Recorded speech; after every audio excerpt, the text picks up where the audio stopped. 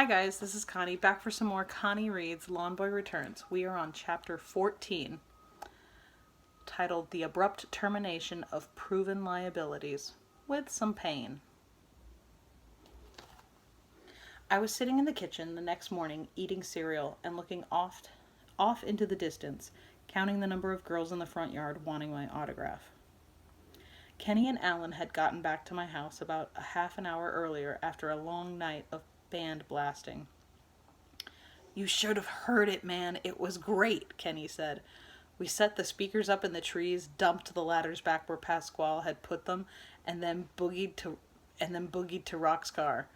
Bang bang, bang banging heavy metal blare. Dead silence. Wait for it, wait for it, wait for it. Bang bang bang bang bang bang bang heavy metal blare. Dead silence. The lights in the house were flipping on and off all night long, and this big scary guy kept coming outside with a flashlight looking for us. Rock ordered pizza and soda. I didn't know that Tony's pizza place would deliver to cars in the street. Alan looked very happy. Then we peed in the empty soda bottles. Kenny looked even happier about that part of the story. They grabbed some toast and headed out to the girls. I stared at my cereal. Just then, Zed walked in, a towel wrapped around his middle and a toothbrush in his mouth. Looking good. The towel was so low in the back I could see butt hairs in the crack. Groovy. I put my cereal down. Forever. "Hey dude, got coffee? What are you doing?" "Your granny said it was okay to shower in the house because my rig doesn't have one, which is okay because I don't take many showers." Color me shocked. "You spoke to her this morning?" "She stopped by the rig on her way to Joey's workout." Zed helped himself to a bowl of cereal, and the towel slipped lower as he reached for the milk. "Please," I thought. "Please, no lower." "I was looking forward to speaking with you," I said. "How are you and Joey related again?" "Oh," he waved his hand. "You know." "Well, no, I don't know, which is why I asked." But before I could say anything, he went on. "I'm a betting man, and I bet my last dollar you got a place for a fella like me in your organization. And I'm betting you're on your last dollar." "Look," he said, "just think about it. I'm having a few buddies over later to, hang out. Why don't you come out to the rig, meet everyone, get some grub, and we can talk business." Before I could say no, not ever, unless you boil me in oil, he left the kitchen scratching his underarms. Then I winced. His butt. That went well, I thought. Yeah, I seized control of the situation. Because I didn't have time to deal with Zed right then, because I had to distribute paychecks to the work crews, and I had a lot of ground to cover after I picked up the checks from Arnold's house. I had to tell each crew that there might be a slight disruption of business while we got some financial details ironed out. This took more time than I thought it would, mostly because everyone wanted to have their picture taken with me to show their families that they really did work for the kid in the news. But that was just as well, because all day long I dreaded dealing with Zed. Even though the rest of the team had done their bits during the day, I kept telling myself that all I had to do was point out that there was no place in Joey's career, my organization, or our driveway for the likes of him. I knew that a well-structured argument would be my best weapon. It was either that or hit him with a car axle. As I drove up to my house on my lawnmower, I saw that our driveway and most of our front yard were packed with rusted-out pieces of automobiles. It looked like a junkyard. No, a tailgate party for a really bad demolition derby. Someone had pitched a tent in the side of the yard, and I was amazed to see a seating area with furniture from my house.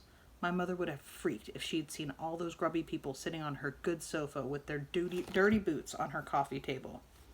Let alone that her living room set was now crowded in with the outdoor furniture on the side patio.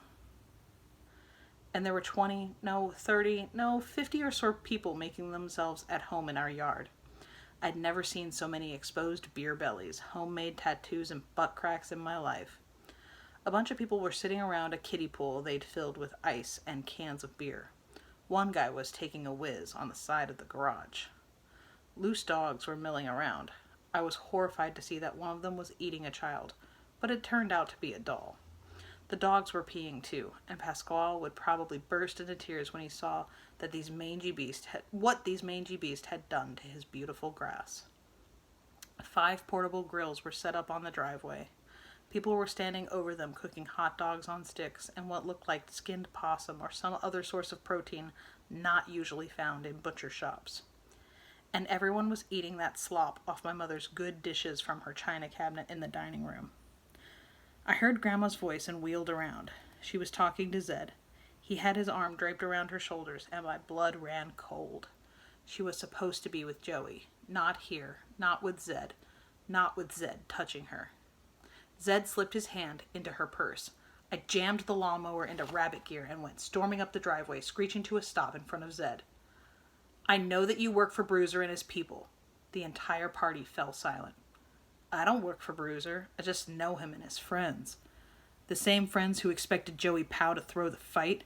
You talk like that's a bad thing. And take your hands off my grandmother. Joey may not be here to protect her, but no one's going to hurt Grandma. You think you can stop me? That was when Grandma slugged him. Slugged him so hard that he dropped to his knees and then fell to his side and curled up in the fetal position, making high-pitched whistling sounds. While Zed rocked back and forth, clutching his side, gasping for breath, I circled his guests on the lawnmower, herding them up like a border collie herds sheep. If border collies drove riding mowers and the sheep were scary redneck white trash, and forcing them to the dented rust buckets they called their cars.